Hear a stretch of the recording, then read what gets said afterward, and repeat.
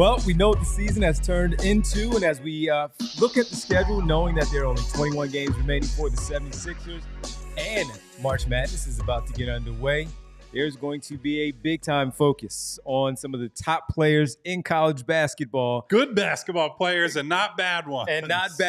And what they might look like as we go back and turn back time, back to pre-Joel Embiid era, and get ready to put on our thinking caps and check out some of those draft prospects and who fits best with the Philadelphia 76ers. Welcome to the PHLY Sixers podcast on a Wednesday, an off game day. Look at that. We don't have a game tonight. We'll be back tomorrow for the Sixers and the Celtics. 7:30 tip time, 7 o'clock pregame for us here on the channel. But we have a lot to talk about in terms of college basketball over the next couple of weeks and months. Starting off today, with us, we will get into the Rutgers guys and who makes the most sense. Derek Bodner, Kyle Newbeck, I'm Devon Givens. Bree with us, as always. All of you hanging out with us in the chat. And yes, we're looking at the Rutgers guys today. The only problem, though, Kyle, is unless they win their conference tournament, it's not a little conference tournament, maybe NIT for them and not the NCAA tournament, because right now they are 14-16. Ugh. And unless they get hot, 2 top 5, at least top 10 prospects 10. at minimum. But yeah. I think more than likely top 5. And you're not even going to make the tournament? Not even get into the on, tournament. brother. This is like a Ben Simmons situation. I was going to say, it feels Markelle Fultzy. Or Ben. Yeah, both of them. I mean, that LSU team way overperformed these guys, I think, right? They were something like... But that Washington Markelle team stunk. It did. And that was a big talk. Yes. So that's why I brought up the LSU. You had Quarterman. You had, what was it? I forgot the other one's name, the smaller guard, and Ben. They were all pros. And, that they did not make it. And because of Ben, they said, yeah, we're not playing in the tournament either. There's that. So we'll see what happens with the Rutgers guys. But as we start things off, just to give everybody kind of a feel of where we are for the month, remember, they have 17 total games in this month. We have 4 games a week for the 76ers. So we are only going to have one show a week for the month at 3 p.m. We're going to try to fit in some of these college basketball discussions. The tournament will be in play, so we will naturally be reacting to what is happening in the tournament, especially if some of these young players are doing well. The evaluation from you, from us, from Bree, of what we see from some of these players and what they might look like for the Philadelphia 76ers. So get ready for some of that here on the show. It's going to be fun. It's always fun to talk these college hoops. Look how much fun we had last year, even as a playoff team, and breaking down Jared McCain and some of the top players there that went in the top of the draft that did not land to the Sixers. We didn't even talk about Dalton Connect because we didn't think he was going to fall to 16, and we all know what happened there. But let's begin with the Rutgers guys. Again, 14-16 on the season. They are currently 12th in the Big Ten, Kyle, with where they are right now. This season was supposed to be way better. And just Rutgers was back until they weren't. And looking at both of their star players, again, possible 30 games played. Harper has played 27. Ace Bailey has played 28. Between the two, they have showed up and missed either 2 or 3 games for this basketball team. But as we look out and start to really look at them, putting them both in Sixers uniforms and how they might look, where would you lean first if you had who has the lead for you fitting with this current Sixers group of the players that we think will be back, especially with Maxey McCain and then George Embiid and we hope Grimes, Yabusele? Who fits best for you, the stylistically, how you like to see the game played, how you think is best for the Sixers? Who fits best? So one, I would say I don't even necessarily care about fit if they are in a position to take one of these guys. Because, and this circles back to conversations we had years and years ago, when you're taking a player this high in the draft, you can't, and it's with a team that's in flux, you have the Joel Embiid factor, what's going to happen with Paul George. I can't sit there and be like, well, how does this guy slot into what they have now? It's how much do I believe in this prospect over the longer term? Now, I'm not ignoring fit. I'm not just saying take a center, right? Or take a big, a player who doesn't fit at all. What I am saying is that what tier of prospect they are, what type of player they are matters to me more than this specific thing. Now, that being said, I think the guy that fits better.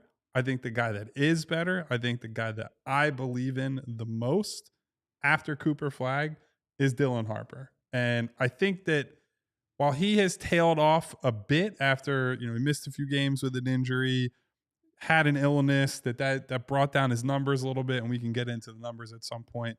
He, for me, is clearly the second best prospect in this draft. And there are some other guys I really like, and I still am intrigued by Ace. We'll get into the case for him at some point, even if he's an infuriating player on many levels. But Dylan Harper is the type of player and decision maker that I think you need on basically any high level team, right? And I was saying to you guys before the show, I think one thing that I am really looking for in any prospect or any guy that you're adding to this team at this point is feel. I think what we've talked about all year is lack of playmaking, lack of good decision making, lack of ability to just make the offense run organically and flow through things. And that ain't Ace, right? But it is Dylan Harper. While his assist numbers are fairly pedestrian, I do think that you can see a guy who can be the number one league guard on a team, play the setup man while also doing the requisite scoring and hunting of his own shot that you need from a lead guard in this era of the NBA. I love his size. I believe he's 6'6" and something like 215, 210, something like that. And I think that shows up all over the place. He's a guy who rarely gets moved off his spot.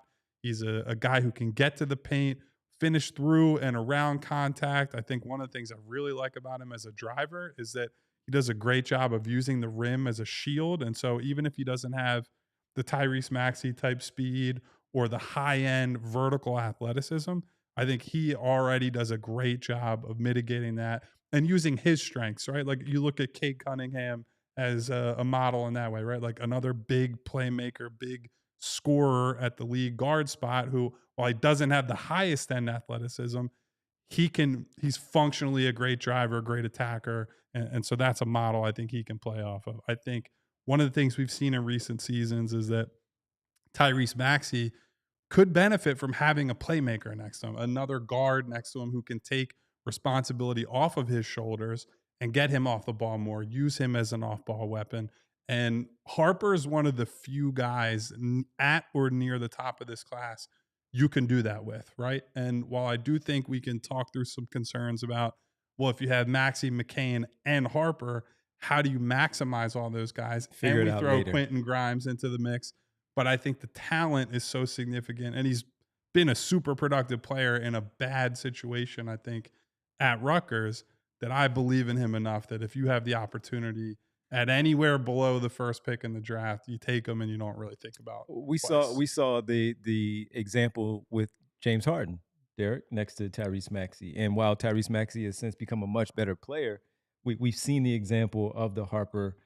Not saying that he's James Harden, but just that type of player next to Tyrese Maxey, where we know that can work.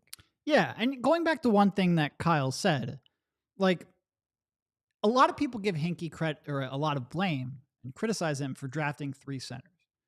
But to me, the mistake would have been not drafting that third center. Like you don't pass on Joel Embiid because you think, well, I've invested resources in center, so let me move on. You draft until you get the home run guy, and then you make every decision from there. If they would have passed on Joel Embiid because they had Nerlens and Okafor, 2 non-NBA players at this stage. Embiid was taken before Okafor. But That's the true. mistake That's was taken. true. But the point is still the same. Yeah, that's if you fair take Nerlens and then don't take Joel because you had taken Nerlens. That's a huge mistake. Massive mistake. Draft talent. If you have too much talent at a position, that's fine. You can move on from it. The problem is they didn't have enough talent from those 3 picks, not because they drafted 3 at the same position. So, no, I'm not going to pass on anyone. And to Kyle's other point, like I have Cooper Flag, clear tier by himself. Mm-hmm. He's tier 1, nobody else is there. I have Dylan Harper, tier number 2, all by himself.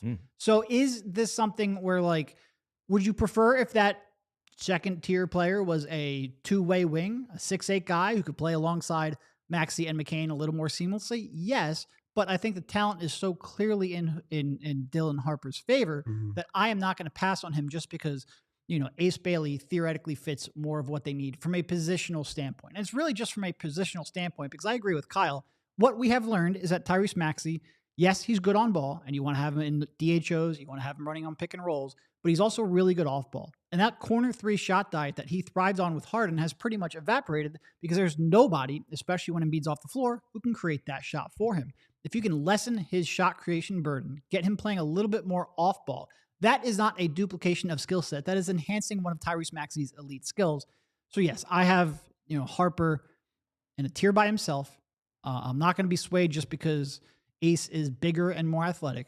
I do think having someone that you trust their decision making could put pressure on the rim, and I think that's one of Dylan Harper's real elite strengths. Even though he's not like a nuclear vertical athlete, even though he's not necessarily a quick twitch guy who's going to wow you like someone like VJ Edgecombe might, he is able to slither his way into the paint and navigate, finish at the rim, kick out passes when he gets there, gets to the line a bunch. I think you need that skill set. I think you need that skill set next to either Maxey or McCain. So yeah, I think he's in a tier by himself. So when I look at him, and his poise is one thing that stands out as such a young player and look at going into that record situation. These guys were on the front pages of all these sports magazines. They were big features. This was a big deal, those two players going to Rutgers and doing what they were thought to do going into this season. So the pressure was already there. But then to go in there, and most people having Ace Bailey in front of Dylan Harper as the preseason who's the best player on the team, Ace Bailey was getting all the hype. And Dylan Harper just came in there and really, really showed why he was that McDonald's All-American type of player, why all the buzz was around him as well, and really has taken that mantle to be in a tier unto himself like Derek has him because of the poise, the cerebral way that he plays the game of basketball, showing that he can both be a point guard and a scoring guard when needed be. And because things have turned out the way that they have there at Rutgers, I think he's had to score more.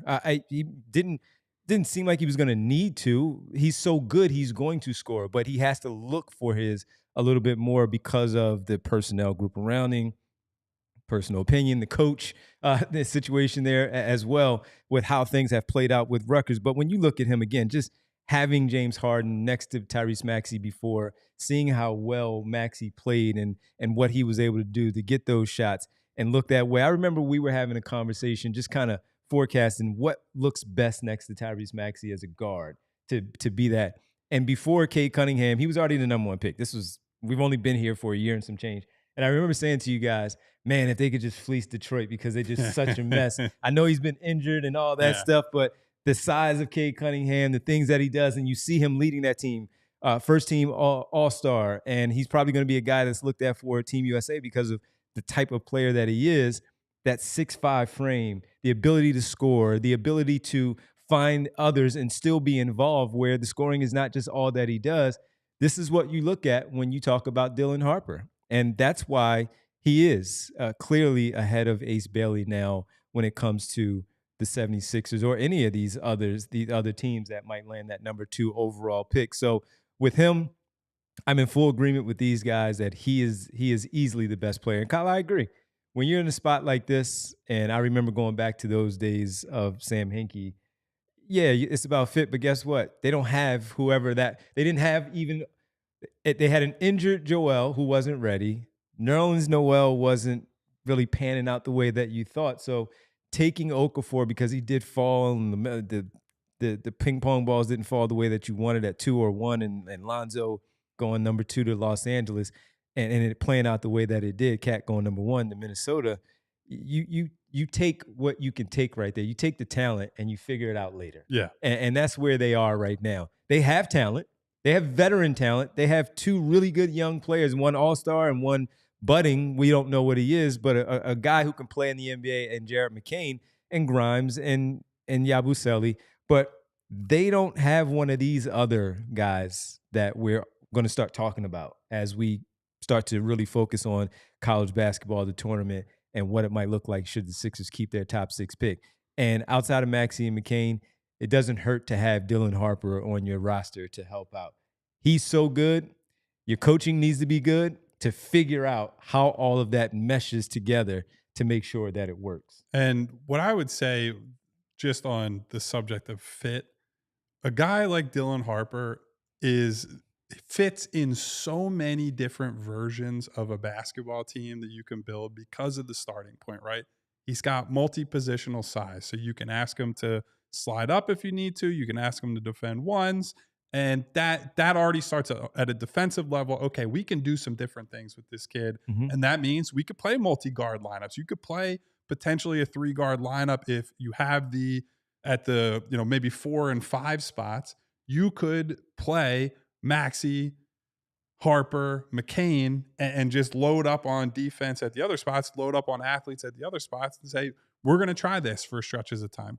The offensive versatility, the ability to get to the rim, the ability to be an off-ball shooter. I think Derek was saying before the show, while his on-ball shooting splits are not the best, he's got really good catch and shoot numbers, and he's a projectable shooter as that type of player. So during the times of a game where somebody else is running the team, if you give the ball to Maxey, give the ball to McCain, or you're playing out of Joel Embiid in the post, he's someone who can navigate around to different floor spots, and he's got comfort and ability in that. And I think let's say you draft him, right? Yeah. You have the opportunity, you draft him, and it's not working out in the short or the medium term.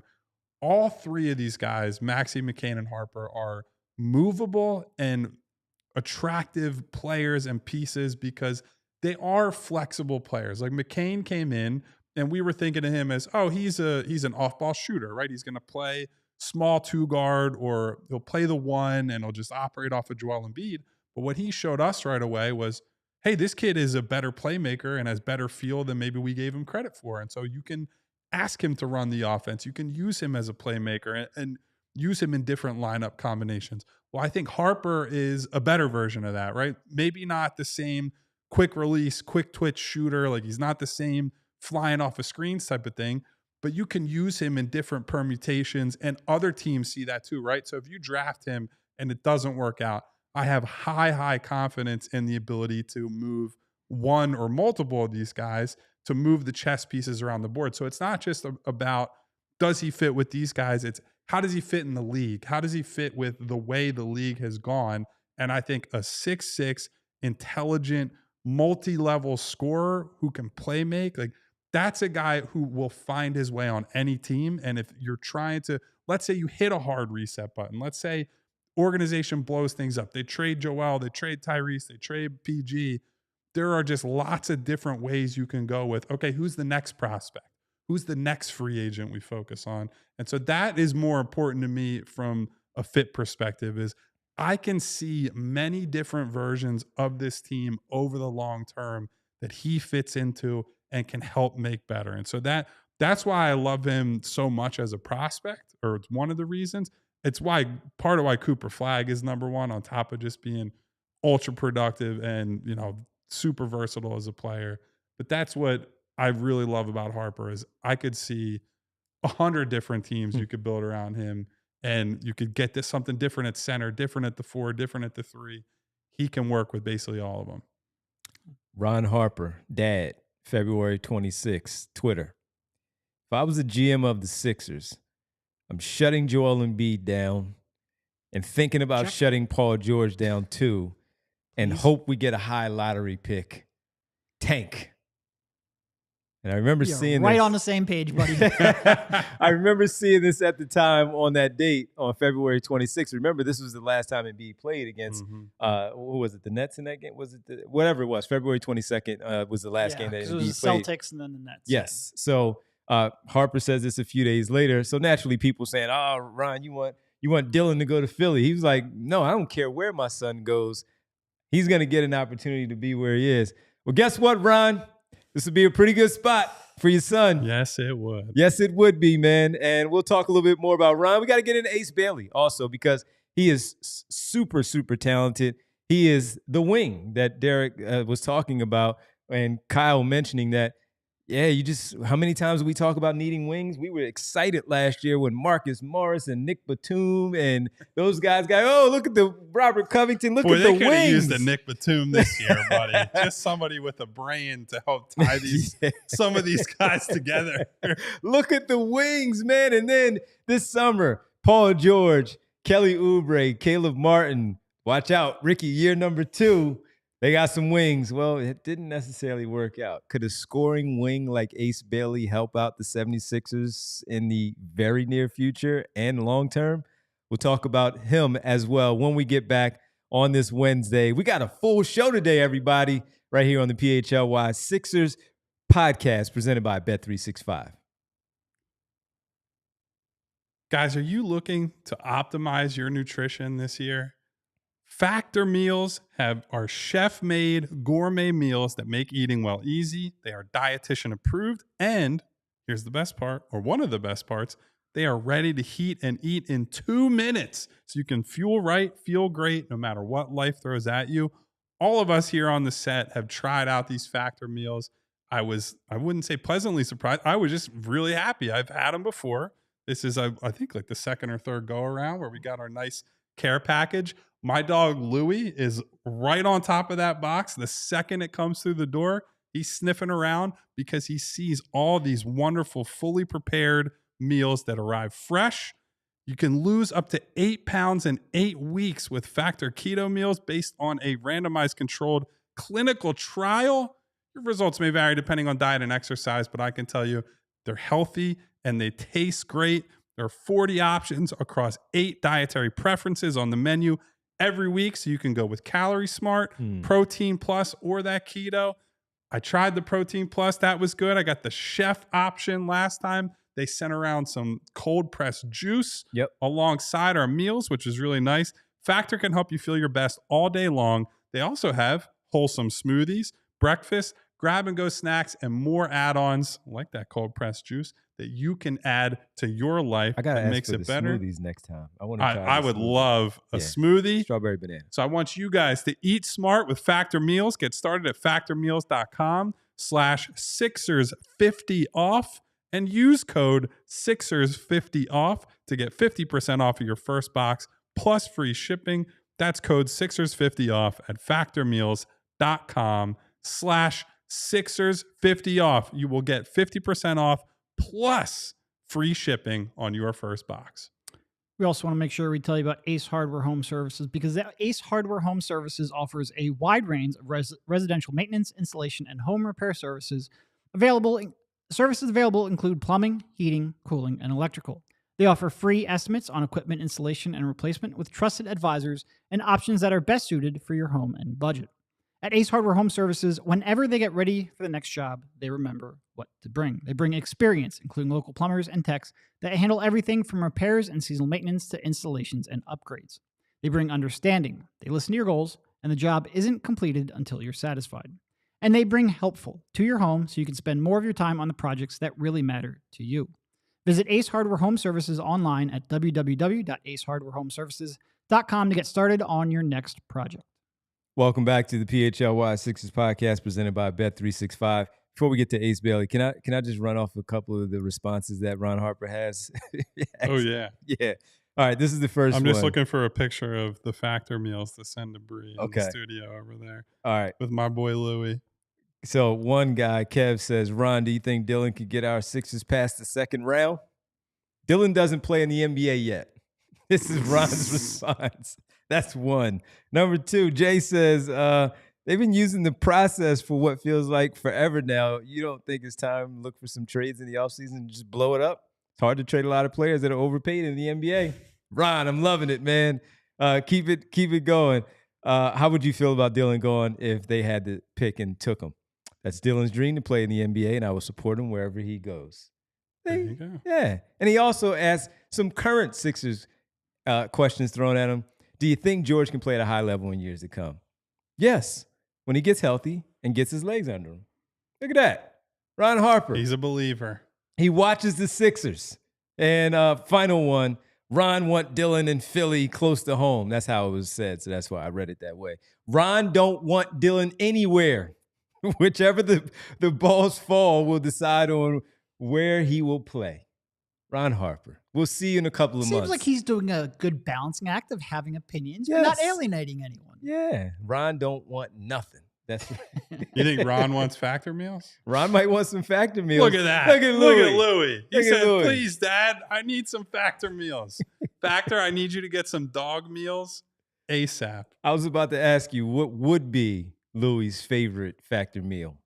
That's a good question. I'm trying to think of what I had. I had one that I don't even like Brussels sprouts, but they had like a cheese, or I shouldn't say The cheese the one. cheesy Brussels Yeah. sprouts, or I think it was a pork tenderloin or Yes. something like that. That was a good. But it was That's a good also one. with the chicken and the broccoli that I had. It was the was roasted chicken another and the good broccoli one. with the Brussels sprouts, kind of smashed up in Yeah, the cheese. it's it's one thing that's nice is you get all these different combinations in there, and I don't have to shop for all of it. It just shows Yes. up at my door, and it's like, hey, it tastes good. I feel good. I'm getting variety that I wouldn't make Brussels sprouts myself. It's a nice little addition to the household. I like it. Yeah. Need the smoothie though. Gotta tell Factor, Factor. hook me up with a smoothie, Yeah, please. I want the strawberry banana smoothie. I want to try that one out. All right, Derek, let's get to Ace Bailey. And by the way, for the season and the games that Dylan Harper has played, the 27, he's right at 32 minutes per night, 19 points leading the team, 4 boards, 4 assists, 1.4 steals. And he also has shooting percentages of 49% from the floor, 74% from the free throw line as a guard, and 35% from 3. So those are Dylan Harper's numbers so far for Rutgers. And those 3-point percentage, if you broke it down, it's like pretty good off the catch, right around 40%, and then pretty bad off the dribble. Now, as a lead guard, you would generally prefer them to be really good pulling up off the dribble. And everything. Well, everything. But that would enhance his dribble drive game even more. And there's 2 ways to look at that. You can either look at it as like, well, now I'm concerned if he doesn't get that shot, it might not translate in the NBA. Or as he improves as a pull-up jump shooter, he might even become more and more dangerous because he has that craft. He has that ability to change speeds and directions. He has that ability to absorb contact and finish inside. I'm more of the latter. I think a lot of times when you look at some of these guards in college, the sort of pull-up game is something that is the last to come and something that you can develop as they age. And I think Cade, and I think there's some differences with Cade. Like Cade, I think is pretty close to like an elite feel for the game kind of guy. And Dylan might only be good at that. He might not be quite elite. Dylan's better at getting to and finishing at the rim. Like they're not the same prospect, but Cade had real questions on his pull-up jump shot. He's gotten a lot better over the years and really taken a huge leap this year. I think that's something that can develop. And when he has all of the other periphery skills that Dylan has, I think there's a lot of room to grow still. And one last thing on Harper before we get to Ace. I think we've seen a lot of guys where I think the way the NBA used to work, where there's less spacing and guys are playing in more of a phone booth, you probably needed as a lead guard the high-end athleticism a little more. Like the first step was a lot more important. You see a lot of lead playmakers now that are less the elite athlete. They're still very good athletes, but they're more body control, strength, pace of play, patience. Like Jalen Brunson is not a elite athlete. He has, his deceleration and the agility is really good, but he's small and not particularly fast. But it's that ability to, I know who I am, right? I can manipulate the floor. I play with patience. Much bigger guy, but we see Luka do that a lot. Like that was the big question with him is how does he translate without the elite athleticism or like speed at least? And it's body control and all of that. And so you see lots of those guys at the highest end of the game now where it's more about the skill, the patience, the poise, and how you can move the floor around. And with NBA spacing, I think somebody like Harper will be even better. So I'm really bullish on his chances moving forward. So the comp is kind of along the Cade lines in that mold. range. I agree with Derek. He doesn't have the same. And no one, whenever you make a comp, like it's never going to be direct 1-to-1. But yeah, somewhere where it's a lead guard who's versatile, who maybe doesn't have elite athleticism and has to find ways to overcome that. See, but you also committed the cardinal sin. You didn't go lefty. All right, got to go lefty. Right, got to do that. All right, let's get to Ace Bailey. Talk about Ace Bailey with his season as well. Disappointing year for the Scarlet Knights. 28 games, 33 minutes a night. He's second on the team in scoring at 18, 7 boards, 1.2 assists. And 2.1 turnovers. 1.2 blocks, shooting 46% from the field, 69% from the free throw line, and 35% from beyond the 3-point line for the talented wing from Rutgers. So when you look at Ace Bailey and his fit, Derek. I was going to say, I think Derek needs the floor on this one because he probably has the stronger stance on I think we Ace. all have pretty, especially Kyle. Kyle and I have talked about this quite a bit. Yeah. He's frustrating me because you see so much potential. He might end up being the best one-on-one scorer out of this top 5. Like, he has that kind of potential. When you start talking about like tough shot making, he has that. When you start talking about defense, now I don't think his defensive profile is perfect. I don't think he necessarily changes direction all that well on the perimeter. I don't think his hips are necessarily as fluid as you want, but he has playmaking defensive ability. Like, he can get up there and block shots and alter shots and get steals and get out in transition. And at times this year, he has put that together defensively. At times, he looks like a train wreck. He's the type that will make a great block, and then the next 2 possessions, he'll get beat on backdoor cuts, and you'll pull your hair out. And some of that, like, I'm not sure he's a complete negative defensively. Like, I think the right coach in the right environment can maybe get through to him to be more consistent, but it's a definite concern.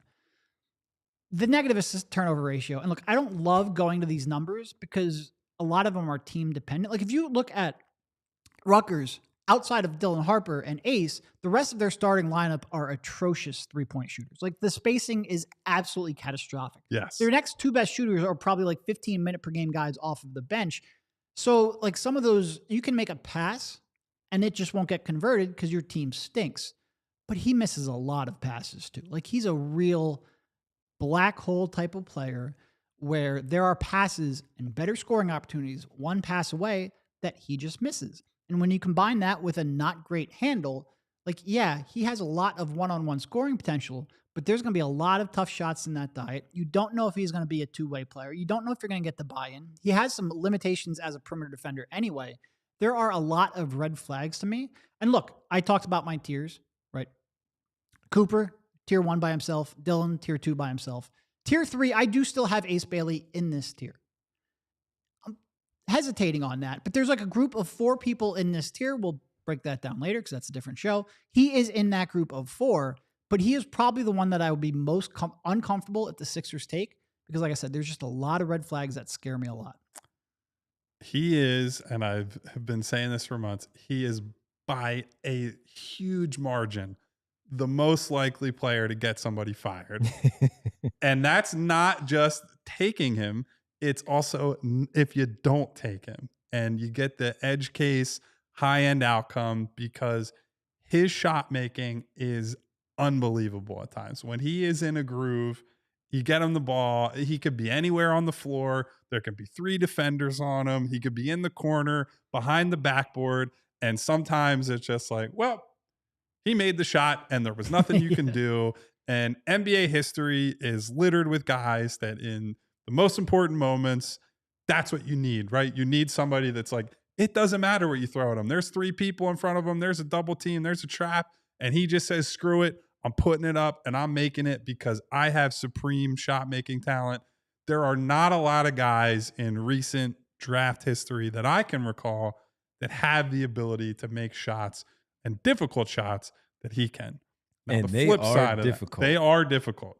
The flip side of that, he should not have to take as many difficult shots as he does. And this is the hardest part of being a draft evaluator at the NBA level, right? It's trying to separate what is a product of the system, what is a product of that bad environment that Derek is talking about, where they do have bad spacing, despite the fact that they have 2 top 5, top 6 prospects in Harper and Bailey. None of the rest of these guys really shoot consistently. And so they're playing with cramped spacing. What we've seen with Tyrese Maxey a lot of this year is he might be a great shooter and he might have a lot of driving talent, but if teams can load up and teams can basically play with an extra defender behind your defender and make it so you can't drive, you're going to be forced into difficult pull-up jumpers, difficult mid-range jumpers, and get stopped quite a bit. My concern is that there are also problems on his end as a prospect, right? Where Derek's talking about flexibility on the defensive end, and I think it also matters on the offensive end, right? Like his ability to bend and get by guys and change directions. I don't necessarily see that. I see a guy who gets stopped a little easier than he should, and a guy who's frankly willing to settle for tougher shots instead of getting all the way to the rim. The one concerning thing that I see is that he is physically really gifted, right? Tall, 6'10". athletic, a ton of length. He's only getting to the free throw line. I think it's something like 3.7, so a little less than 4. That's a guy that at the college level should be getting 5-6 free throw attempts a game. And I know a couple of attempts doesn't sound like a lot, but with the opportunities that he has as one of the featured players, I would like to see that more. I don't necessarily read too far into, yeah, he floats and he comes and goes as a defender, and that's not great. You'd always rather have a guy who's super locked in and super engaged. But I do think the flashes that Derek has talked about and his ability to be a roamer, a weak side rim protector, all that, that's really appealing. And it's the sort of guy that you can put him next to different types of players in the front court and they can thrive next to each other. I can see the upside case. I can see a guy who, if it all breaks correctly for him, could be a star in the NBA. The problem is, I think there are so many things that have to go right, and there's so much uncertainty that if you're talking about, if you're saying, hey, Ace versus the rest of this class, you can certainly talk me into he's the third guy. I don't think he's my third guy, but you talk me into he's the third guy, and the other guys have their issues as well. When it's him against Harper or him against Flag, like I just would rather have the certainty that I feel with those guys, because maybe they don't have the absolute high end ceiling, although I think Flag probably does. But I would take the certainty of Harper and the high end production I think I'll get out of him over you're taking a home run swing and you might just strike out entirely with Ace. So as you talk about the lack of spacing that he has at Rutgers, because it's really just those two, if he were to be in the Sixers uniform with these players, there's a lot of players out there and a lot less attention potentially on him because he is going to be out there on the floor with Maxey and George and Embiid.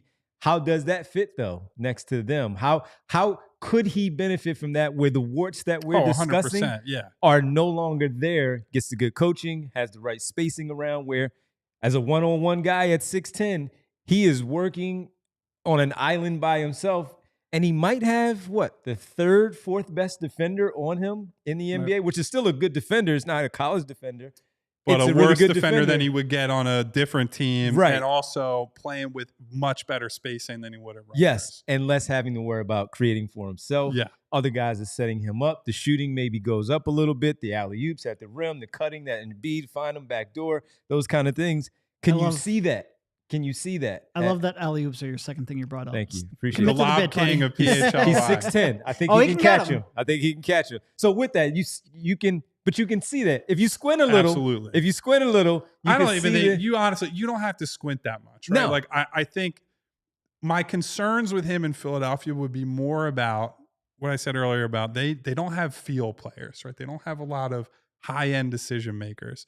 And Ace is not that, right? Like he's got significant talent and gifts, but he is somebody who probably needs someone who is an organizer, right? And I think that's probably the peril of Ace with a lot of these teams, right? Is like if he goes to Washington, for example, that is a disaster for him. He needs somebody who's maybe if Brogdon hangs around and he's able to be the caretaker for a little bit, but long term he needs someone who's going to I'm going to get you your shots. I'm going to get you in the right spots, and I'm going to take burden off of you. And Maxey will do that to some degree. And I agree with you, Devon, or the idea that you're talking about, Devon, like being that third or fourth option on this team.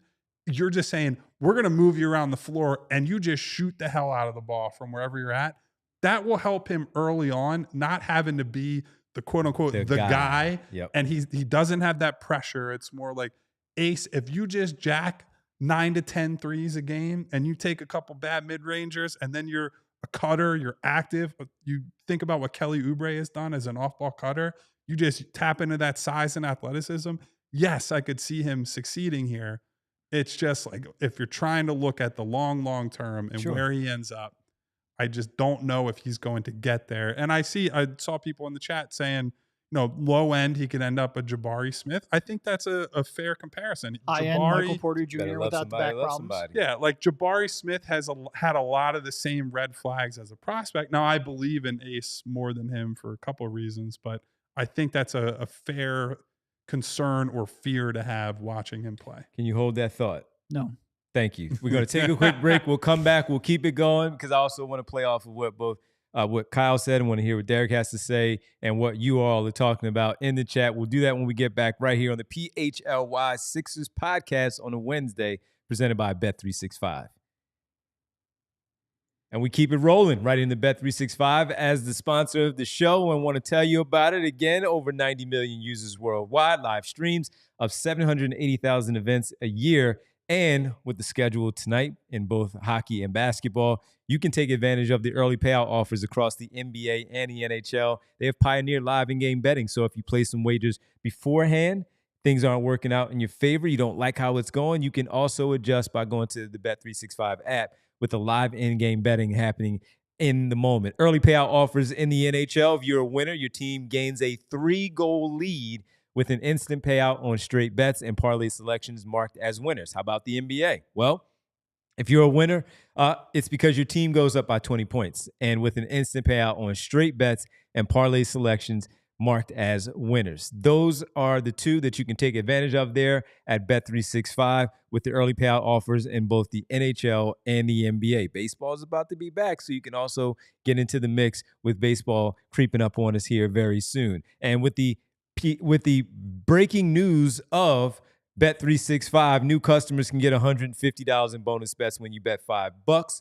That's win or lose. Sign up. Use code PHLY365 when you sign up. Deposit 10, place a bet of 5, and get $150 in bonus bets if your bet wins or loses. Bonus bets can be used on spreads, totals, player props, futures, and more. Whatever the moment, it's never ordinary at Bet365. Must be 21 plus and physically located in Pennsylvania. If you or someone you know has a gambling problem and wants help, call 1-800-GAMBLER. Also have to transition and tell you about the good folks at Rothman Orthopedics. Last night when we were previewing the basketball game, we said the injuries are starting to pile up with the Philadelphia group. They need some help. They might need some extra hands, some extra help.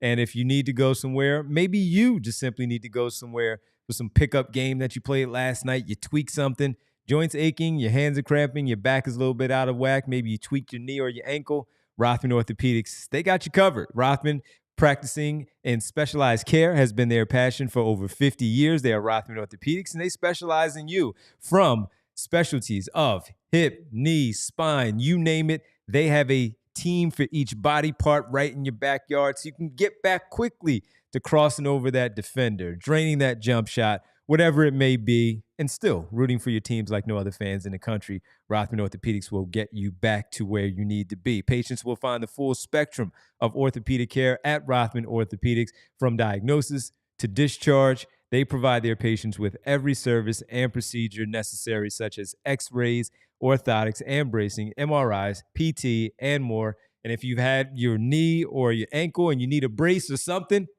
just call me, man. I'll lend mine to you. I got it courtesy of Rothman as well. So they took care of me. They take care of you. Rothman Orthopedics, they specialize in orthopedics and you. Visit rothmanortho.com/PHLY to learn more and make an appointment today. Welcome back to the PHLY Sixers podcast presented by Bet365. Derek, the Ace Bailey part. Yeah, I was just going to say, I thought what Kyle said was exactly where I was going, where the best place for him to go is not to be a 1 or 2 option, because I think that will just reinforce some of his bad habits. Unfortunately, most of the teams drafting at near the top are places where he would go and be a focal point almost right from the jump. But if you could just like pick him up and drop him on the Denver Nuggets, now obviously they don't have a top pick because they're a good team with a great player, but that would be a situation where, you know, you could get him to focus on doing what he does well, off-ball shooting, a little bit of cutting. You get him focused and change some of his defensive habits to really lock in. Take enough off of his plate that he can then focus on the little details.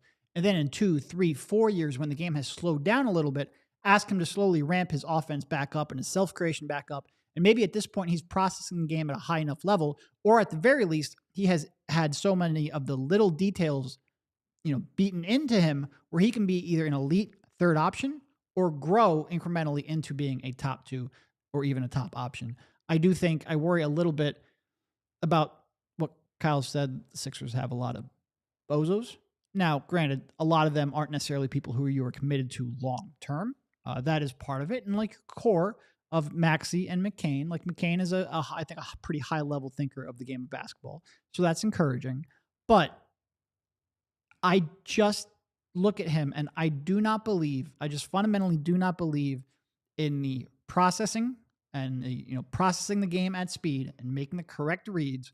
And I That is one of the problems and weaknesses that I really struggle projecting forward, and I think very rarely develops.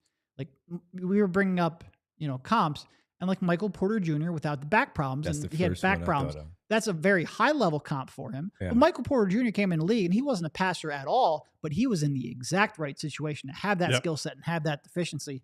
And I think Bailey is more likely to be that archetype of a player than he is an actual focal point. But when we talk about feel, so when Porter landed in Denver, they were still in that rebuild type of way that they were going on.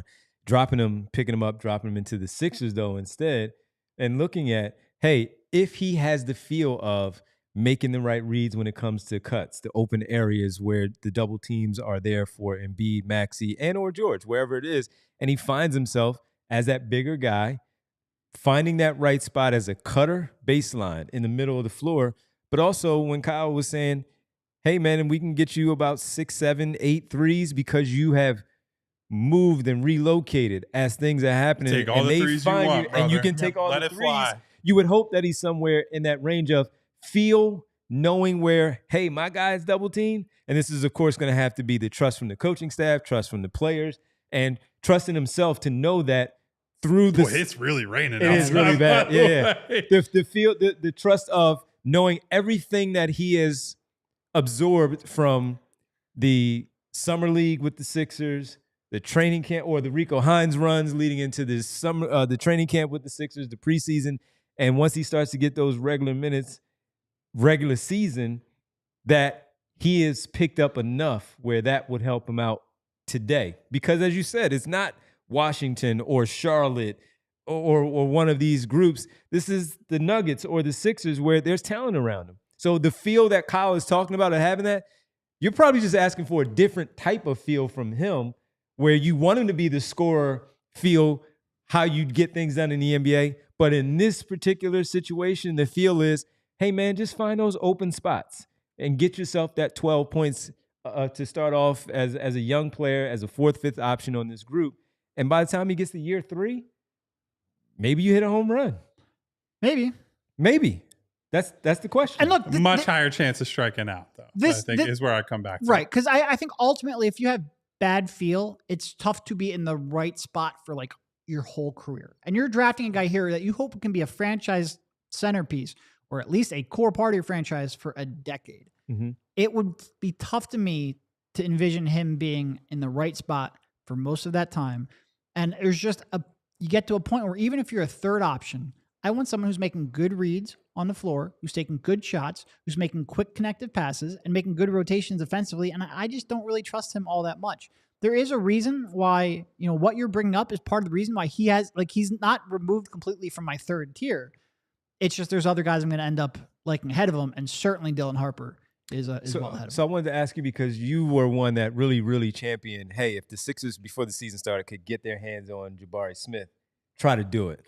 And just as like a flyer type of guy. Yeah. And with that, when you look at the comp that was brought up by You Better Love Somebody with him and Bailey, similar thing though. Now, of course, you're drafting him instead of trading. Right, that's the difference. So the reason I've been in on Jabari Smith is he seems like an odd man out in Houston. He's someone who probably gets moved, hasn't panned out quite as well. And saying, hey, I'll take a flyer on him is a heck of a lot different than I have a top 3 pick in a loaded draft, and I'm going to attach a big piece of our future and take the risk on this guy. Now, that being said, one thing that, as we're talking about fit and his concerns and all that, is like, as I've covered the league longer and you watch as guys move from team to team and how their stock might change one way or another, right? Like Buddy Hield comes here, having a great year in Indiana, really struggles, or Quentin Grimes has been on 4 teams and it's like, why is he getting traded? But he comes here and he looks really good. What a guy looks like in one situation is not what he's going to look like everywhere. Mm-hmm. So you have to balance the idea of, you don't ignore the negative assist to turnover ratio, right? You don't ignore, as Derek correctly brings up, the lack of feel that you see as a playmaker and someone who reads the floor and reacts to the game around him, right? You can't ever ignore that stuff. But you do say, okay, if we can create an environment for this kid that's productive, we can weaponize what he is really good at. A lot of my concerns with Ace are about what the Sixers don't have and what I don't think they can do for him. I think bringing him here, while it's not as bad as sending him to Washington, where it's just, the island of misfit toys to some degree, it's not the same concern as in Charlotte, where it's just, LaMelo is a playmaker, right? But he is just kind of like freewheeling, whatever. I think what Ace needs is structure. And frankly, we bring up Cade Cunningham. I think if you put him on a team like Detroit, a young team, but that does have that lead decision maker, that does increasingly have the spacing, like I think he could look really good there.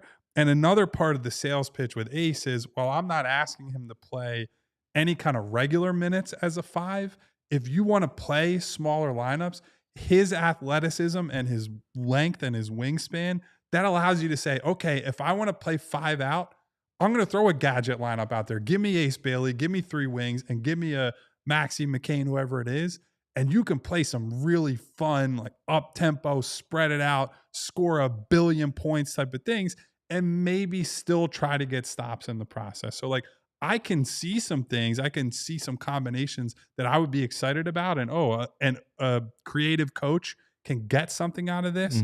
But I think like the standard stuff, if people get traded or guys are hurt and all of a sudden Ace gets elevated to a higher role than you want him to be early on, then the bad habits creep in, then the lack of feel seeps in a little bit more, and that hurts you more. And so I just think there is such a higher degree of variability and potential for failure for him. It's not to say I don't see the vision for him. It's just that it's a risk that I don't think you have to take if Harper is on the board. And it really is. I feel like this is something that we're going to overuse here in the coming weeks.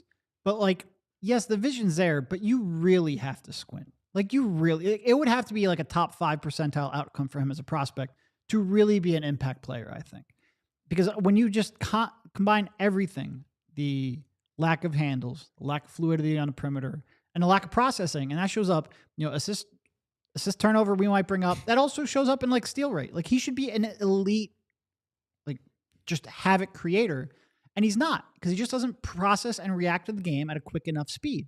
So there's just so much he would have to overcome from his reactions to the game that it's just not like, even as a third option, I want someone who's really going to be in the right spot, make the right rotations, make the right decisions, and make the right ball movement. And I have serious questions. He's not a third option though.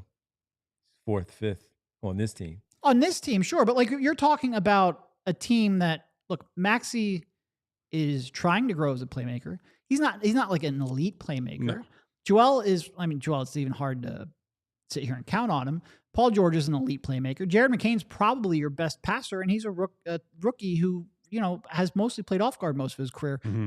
I agree that he would not be a top option here, but I think there's so little reliable. You got to convince him of that, by the way. You got to convince him, and when you come in as a top 2 or 3 pick, it's tough to do that. And I love the confidence, but you got to convince Ace Bailey he's not a top option. Even if he's not a number 1 or 2 option, I'm not sure this is the right spot, just because there's so little playmaking, so little reliable decision making. Okay. All right. Super chat. Mr. Sandman, bring me a dream, jumping in on the Ace Bailey convo. He's the prototype positional big, 6'10", with awesome athleticism. He's basically Evan Mobley with a jumper and handles.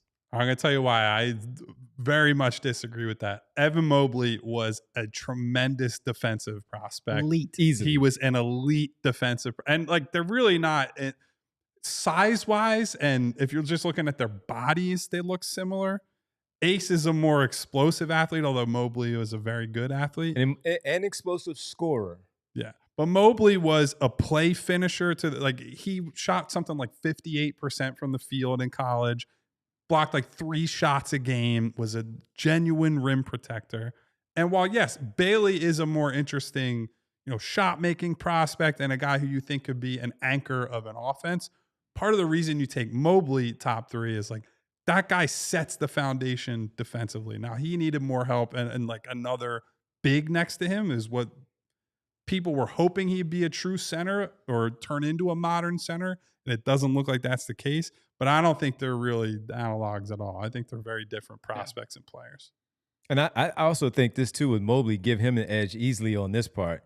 He is a team player. Now, I don't know enough about Ace Bailey to say that he won't be, but even at USC, you could see that Evan Mobley, you can fit him in any situation, and he knows his role. He understands what he needs to do to help team wins.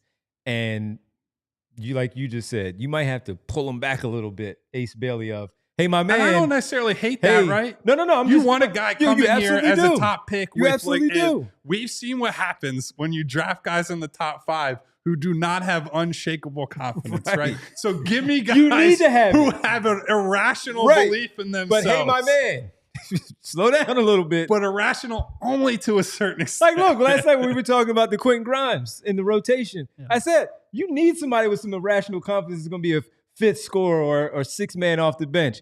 But Quentin Grimes has shown that he can do that in multiple spots and doing it. Ace Bailey's coming in like, I'm a top 2-3 pick. Give me the rock. Yes, I know who I'm playing with, but they need to keep up with me too. Evan Mobley is, I'm going to fit in. I'm going to do this stuff to help my team win. And was a better rebounder, and is by much the better way, rebounder, than Bailey. I think he's probably a couple rebounds a game. And notice better Mobley, rebounder, better shot blocker, better Mobley, yes, no, Mobley has always been that way. Yes. He's always been that way, no question. Better Love Somebody asked this about Daryl Morey, and I was going to ask you guys because he's the one that's going to have to make this choice. We think. And the question from You Better Love Somebody was, do you trust Morey's basically his draft history? So some of the names that he's taken so far here, Maxey, Isaiah Joe, Paul Reed, Charles Bassey, Petrusev, McCain. McCain. You throw Edwards as an undrafted. Edwards undrafted, Ricky undrafted. You can look at those are the main ones. Jaden Springer also. So looking at the record, though, how do you feel about Daryl Morey making this? It's honestly been one of his big strengths while especially he's been when here. You factor in where those picks came from. Like, he's outshot his draft position pretty consistently. Yeah, a lot of people like to downplay the Maxey thing, right? Yeah. But like, you still had to take him. That's a big deal. 20 people still passed on him, so like, that's a big deal. Yeah, it's a huge deal. And getting McCain was a huge deal. And like, we're sitting here talking about Justin Edwards, and there's people who think he could be a starter down the line. Like, getting him as an undrafted guy is incredible. The draft record is like the one part of Morey's resume in Philadelphia that's pretty unassailable. Unfortunately, screwed up a couple of max contracts. Yeah. All right. Well, just figured we would ask. Great question, though. We appreciate it. You better love somebody. All right. Thanks for the super chat as well. There with us, hanging out with us, Mr. Sandman. We appreciate it. It's time for the world famous on the Wednesday full show roll call. Looking forward to these draft debates, though. Hour long about Rutgers, guys, man. Look at where we are. If you want to get caught up on the NBA draft, especially the top 10, watch a lot of Rutgers, watch a lot of Duke. That'll cover like half of your top 10. We're going to watch Texas and Baylor, too. I'll tell you that. But and Illinois. Heck yeah. But that's spoiling some things. Thank you guys for hanging out, and for everybody who comes in later to check out this great draft content. Thank you to Mr. Sandman with the super chat first and foremost. I wish the Sixers had an Evan Mobley. Speaking of Evan Mobley, that'd be quite nice right now. Nice fit next to Embiid. Thank you also to Mom's grandchildren checking in. Hello, Mom. Hello to my girl Winona. Nona. To I Gavini. To Joe Tiz. To Phi Chi. Joey Tiz. To Music Lover 31, who is disgrace for Ace on that team right now. Ace Bailey. There's no disgrace with Ace Hardware, our good friends, by the way. SB Cole, INS, Bootzilla. Boots. Cannoli. Holy cannoli. That's crazy. Is it really? Is in the building. Vic in the building. Bradley McGovern hanging out. What up, Brad? Who else we got in here? I saw Jess with the Purple Heart. Brian Knight hanging out with us. Scott B. Knight. Sotan. It's okay to laugh. It is okay to laugh. It is not just okay. Yeah, we need to laugh. Even at 21 and 40. You better love somebody. Love somebody. Two Love tough somebody. bullies. Stop being a bully out there. Who likes Ace a lot. All right. Got a lot of Ace people. And I love the Ace support. Ace did not win the poll that we put up, Mary Overfield as well. Thank you, everybody, for hanging out today. If you have not already, hit the subscribe button, hit the bell icon so you get notifications each and every time we go live. And the thumbs up helps us in the algorithm and says, thank you, Bree, the super producer behind the boards. We'll be back for the Celtics game tomorrow. 7 o'clock. Goodbye. See ya. We all silly like the mayor.